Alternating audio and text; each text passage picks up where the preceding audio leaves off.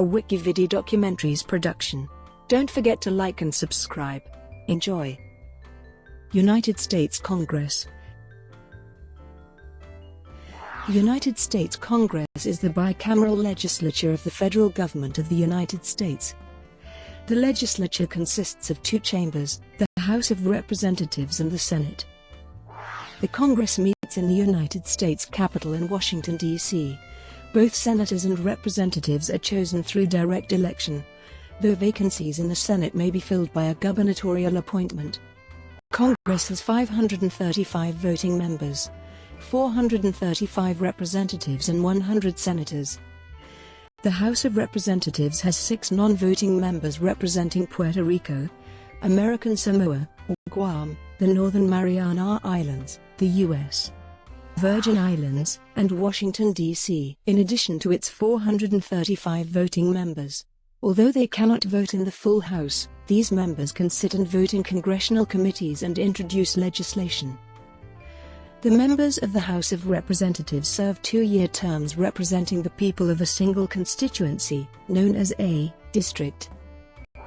Congressional districts are apportioned to states by population using the United States Census results, provided that each state has at least one congressional representative. Each state, regardless of population or size, has 2 senators. Currently, there are 100 senators representing the 50 states. Each senator is elected at large in their state for a 6-year term, with terms staggered. So every 2 years approximately 1/3 of the Senate is up for election. To be eligible for election, a candidate must be aged at least 25 or 30, have been a citizen of the United States for 7 or 9 years, and be an inhabitant of the state which they represent. The Congress was created by the Constitution of the United States and first met in 1789, replacing in its legislative function the Congress of the Confederation. Although not legally mandated, in practice since the 19th century, Congress members are typically affiliated with the Republican Party or with the Democratic Party and only rarely with a third party or independents. Overview. Article 1 of the United States Constitution states, "All legislative powers herein granted shall be vested in a Congress of the United States, which shall consist of a Senate and House of Representatives. The House and Senate are equal partners in the legislative process. Legislation cannot be enacted without the consent of both chambers. However, the Constitution grants each chamber some unique powers. The Senate ratifies treaties and approves presidential appointments while the House initiates revenue-raising bills. The House initiates impeachment cases, while the Senate decides impeachment cases. A 2/3 vote of the Senate is required before an impeached person can be forcibly removed from office." The term Congress can also refer to a particular meeting of the legislature. A Congress covers 2 years. The current one, the 115th Congress, began on January 3, 2017, and will end on January 3, 2019. The Congress starts and ends on the 3rd day of January of every odd-numbered year. Members of the Senate are referred to as senators. Members of the House of Representatives are referred to as representatives, congresswomen, or congressmen. Scholar and Representative Lee H. Hamilton asserted that the historic mission of Congress has been to maintain freedom, and insisted it was a driving force in American government, and a remarkably resilient institution. Congress is the heart and soul of our democracy, according to this view. Even though legislators rarely achieve the prestige or name recognition of presidents or Supreme Court justices. One wrote that, "Legislators remain ghosts in America's historical imagination." One analyst argues that it is not a solely reactive institution, but has played an active role in shaping government policy, and is extraordinarily sensitive to public pressure. Several academics describe Congress. Congress reflects us in all our strengths and all our weaknesses. It reflects our regional idiosyncrasies, our ethnic, religious, and racial diversity, our multitude of professions, and our shadings of opinion on everything from the value of war to the war over values. Congress is the government's most representative body. Congress is essentially charged with reconciling our many points of view on the great public policy issues of the day. Smith, Roberts, and Whelan. Congress is constantly changing and is constantly in flux. In recent times, the American South and West have gained House seats according to demographic changes recorded by the census and includes more minorities and women, although both groups are still underrepresented. According to one view, while power balances among the different parts of government continued to change, the internal structure of Congress is important to understand, along with its interactions with so-called intermediary institutions such as political parties, civic associations, interest groups, and the mass media.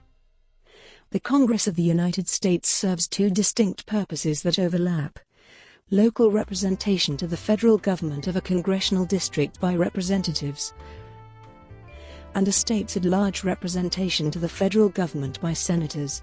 Most incumbents seek re-election, and their historical likelihood of winning subsequent elections exceeds 90%. The historical records of the House of Representatives and the Senate are maintained by the Center for Legislative Archives, which is a part of the National Archives and Records Administration. Congress is directly responsible for the governing of the District of Columbia, the current seat of the federal government. History. The First Continental Congress was a gathering of representatives from 12 of the 13 British colonies in North America. On July 4, 1776, the Second Continental Congress adopted the Declaration of Independence, referring to the new nation as the United States of America. The Articles of Confederation in 1781 created the Congress of the Confederation, a unicameral body with equal representation among the states, in which each state had a veto over most decisions. Congress had executive, but not legislative authority, and the federal judiciary was confined to admiralty, and lacked authority to collect taxes, regulate commerce, or enforce laws. Government powerlessness led to the Convention of 1787, which proposed a revised constitution with a two-chamber or bicameral Congress. Smaller states argued for equal representation for each state. The two-chamber structure had functioned well in state governments. A compromise plan was adopted with representatives chosen by population, and exactly 2 senators chosen by state governments. The ratified constitution created a federal structure with 2 overlapping power centers, so that each citizen as an individual was subjected to both the power of state government and the national government. To protect against abuse of power, each branch of government, executive, legislative, and judicial, had a separate sphere of authority and could check other branches according to the principle of the separation of powers. Furthermore, there were checks and balances within the legislature, since there were 2 separate chambers. The new government became active in 1789. Political scientist Julian E. Zelizer suggested there were 4 main congressional eras, with considerable overlap, and included the formative era, the partisan era, the committee era, and the contemporary era. 1780s–1820s, formative era. Federalists and anti-federalists jostled for power in the early years as political parties became pronounced, surprising the Constitution's founding fathers of the United States. With the passage of the Constitution and the Bill of Rights, the anti-federalist movement was exhausted. Some activists joined the anti-administration party that James Madison and Thomas Jefferson were forming about 1790–91 to oppose policies of Treasury Secretary Alexander Hamilton. It soon became the Democratic-Republican Party, or the Jeffersonian Democrat Party, and began the era of the first-party system. Thomas Jefferson's election to the presidency marked a peaceful transition of power between the parties in 1800. John Marshall, 4th Chief Justice of the Supreme Court, empowered the courts by establishing the principle of judicial review in law in the landmark case Marbury v. Madison in 1803, effectively giving the Supreme Court a power to nullify congressional legislation. 1830s–1900s, partisan era. These years were marked by growth in the power of political parties. The watershed event was the Civil War, which resolved the slavery issue and unified the nation under federal authority, but weakened the power of states' rights. The Gilded Age was marked by Republican dominance of Congress. During this time, lobbying activity became more intense, particularly during the administration of President Ulysses S. Grant, in which influential lobbies advocated for railroad subsidies and tariffs on wool. Immigration and high birth rates swelled the ranks of citizens, and the nation grew at a rapid pace. The Progressive era was characterized by strong party leadership in both houses of Congress as well as calls for reform. Sometimes reformers would attack lobbyists as corrupting politics. The position of Speaker of the House became extremely powerful under leaders such as Thomas Reed in 1890 and Joseph Gurney Cannon. The Senate was effectively controlled by a half-dozen men. 1910s–1960s, Committee era. A system of seniority, in which long-time members of Congress gained more and more power, encouraged politicians of both parties to serve for long terms. Committee chairmen remained influential in both houses until the reforms of the 1970s. Important structural changes included the direct election of senators by popular election according to the 17th Amendment, ratified in April 8, 1913, with positive effects and negative effects. Supreme Court decisions based on the Constitution's Commerce Clause expanded congressional power to regulate the economy. One effect of popular election of senators was to reduce the difference between the House and Senate in terms of their link to the electorate. Lame duck reforms according to the 20th Amendment ended the power of defeated and retiring members of Congress to wield influence despite their lack of accountability. The Great Depression ushered in President Franklin Roosevelt and strong control by Democrats and historic New Deal policies. Roosevelt's election in 1932 marked a shift in government power towards the executive branch. Numerous New Deal initiatives came from the White House rather than being initiated by Congress. The Democratic Party controlled both houses of Congress for many years. During this time, Republicans and conservative Southern Democrats formed the Conservative Coalition. Democrats maintained control of Congress during World War II. Congress struggled with efficiency in the post-war era partly by reducing the number of standing congressional committees. Southern Democrats became a powerful force in many influential committees, although political power alternated between Republicans and Democrats during these years. More complex issues required greater specialization and expertise, such as spaceflight and atomic energy policy. Senator Joseph McCarthy exploited the fear of communism and conducted televised hearings. In 1960, Democratic candidate John F. Kennedy narrowly won the presidency and power shifted again to the Democrats, who dominated both houses of Congress until 1994. 1970s present, contemporary era. Congress enacted Johnson's Great Society program to fight poverty and hunger. The Watergate scandal had a powerful effect of waking up a somewhat dormant Congress which investigated presidential wrongdoing and cover-ups. The scandal substantially reshaped relations between the branches of government, suggested political scientist Bruce J. Schulman. Partisanship returned, particularly after 1994. One analyst attributes partisan infighting to slim congressional majorities which discouraged friendly social gatherings in meeting rooms such as the Board of Education. Congress began reasserting its authority. Lobbying became a big factor despite the 1971 Federal Election Campaign Act. Political action committees or PACs could make substantive donations to congressional candidates via such means as soft money contributions. While soft money funds were not given to specific campaigns for candidates, the money often benefited candidates substantially in an indirect way and helped re-elect candidates. Reforms such as the 2002 McCain-Feingold Act limited campaign donations, but did not limit soft money contributions. One source suggests post-Watergate laws amended in 1974 meant to reduce the influence of wealthy contributors and end payoffs, instead, legitimized PACs, since they enabled individuals to band together in support of candidates. From 1974 to 1984, PACs grew from 608 to 3,803, and donations leapt from $12.5 million to $120 million, along with concern over PAC influence in Congress. In 2009, there were 4,600 business, labor and special interest PACs, including ones for lawyers, electricians, and real estate brokers. From 2007 to 2008, 175 members of Congress received half or more of their campaign cash from PACs. From 1970 to 2009, the House expanded delegates, along with their powers and privileges representing U.S. citizens in non-state areas, beginning with representation on committees for Puerto Rico's resident commissioner in 1970.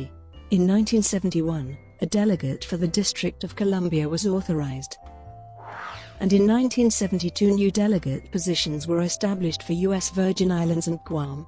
1978 saw an additional delegate for American Samoa, and another for the Commonwealth of the Northern Mariana Islands began in 2009. These 6 members of Congress enjoy floor privileges to introduce bills and resolutions, and in recent Congresses they vote in permanent and select committees, in party caucuses and in joint conferences with the Senate. They have Capitol Hill offices, staff and 2 annual appointments to each of the 4 military academies.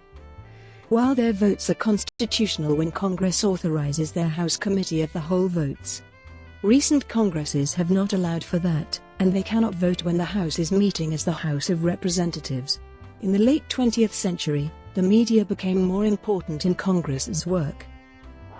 Analyst Michael Schudson suggested that greater publicity undermined the power of political parties and caused more roads to open up in Congress for individual representatives to influence decisions.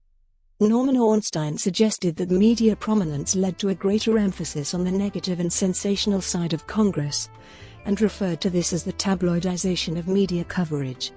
Others say or pressure to squeeze a political position into a 30-second soundbite. A report characterized Congress in 2013 as being unproductive, gridlocked, and setting records for futility. In October 2013, with Congress unable to compromise, the government was shut down for several weeks and risked a serious default on debt payments, causing 60% of the public to say they would fire every member of Congress, including their own representative. One report suggested Congress posed the biggest risk to the U.S. economy because of its brinksmanship, down-to-the-wire budget and debt crises, and indiscriminate spending cuts, resulting in slowed economic activity and keeping up to 2 million people unemployed. There has been increasing public dissatisfaction with Congress, with extremely low approval ratings which dropped to 5% in October 2013. Overview of congressional power. Article I of the Constitution creates and sets forth the structure and most of the powers of Congress. Sections 1 through 6 describe how Congress is elected and gives each house the power to create its own structure.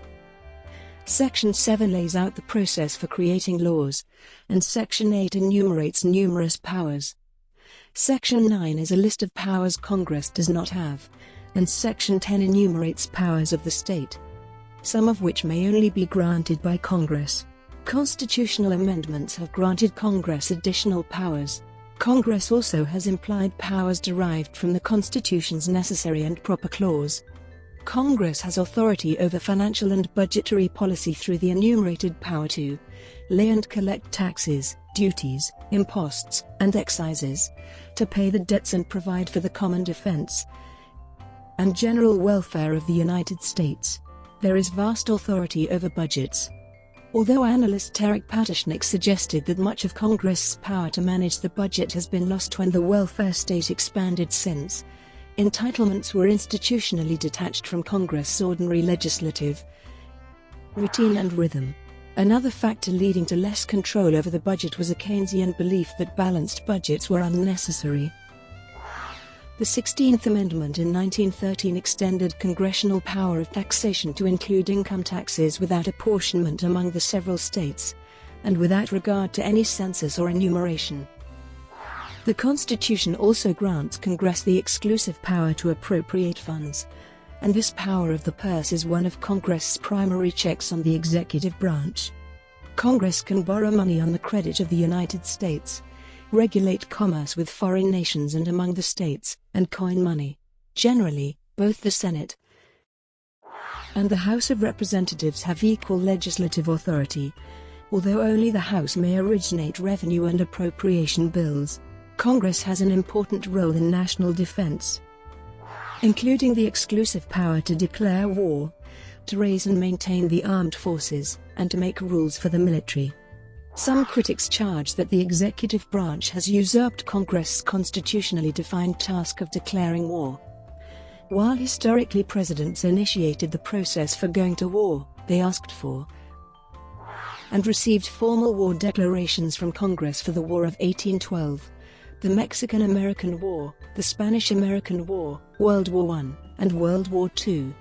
Although President Theodore Roosevelt's military move into Panama in 1903 did not get congressional approval, in the early days after the North Korean invasion of 1950, President Truman described the American response as a police action.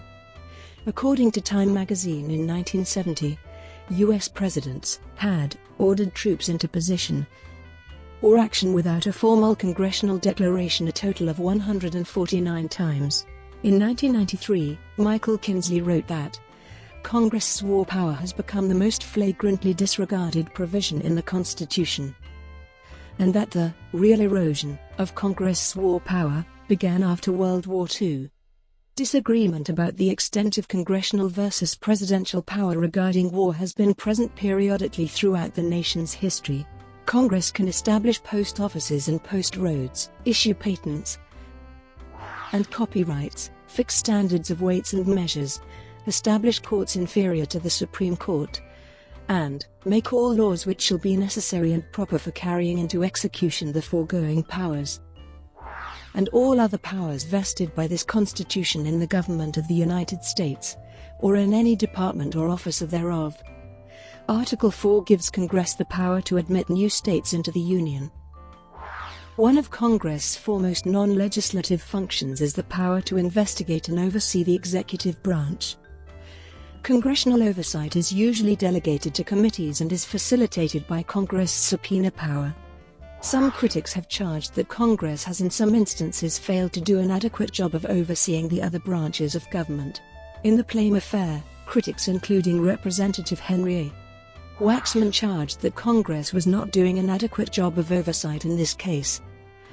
There have been concerns about congressional oversight of executive actions such as warrantless wiretapping, although others respond that Congress did investigate the legality of presidential decisions.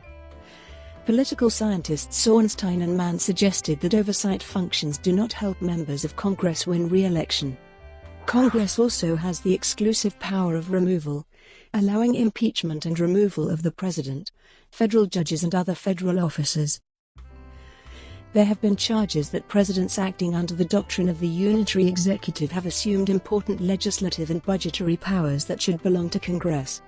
So-called signing statements are one way in which a president can tip the balance of power between Congress and the White House a little more in favor of the executive branch, according to one account. Past presidents, including Ronald Reagan, George H.W. Bush, Bill Clinton, and George W. Bush, have made public statements when signing congressional legislation about how they understand a bill or plan to execute it. And commentators including the American Bar Association have described this practice as against the spirit of the Constitution. There have been concerns that presidential authority to cope with financial crises is eclipsing the power of Congress. In 2008, George F. Will called the Capitol building a tomb for the antiquated idea that the legislative branch matters.